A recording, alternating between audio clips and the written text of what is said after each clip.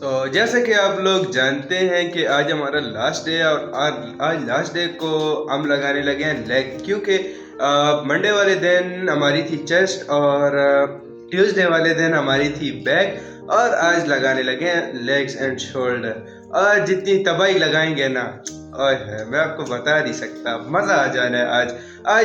आज की लेग का मज़ा आ जाना है। और वीडियो को लास्ट तक देखते रहें और एंजॉय करें। शुक्रिया।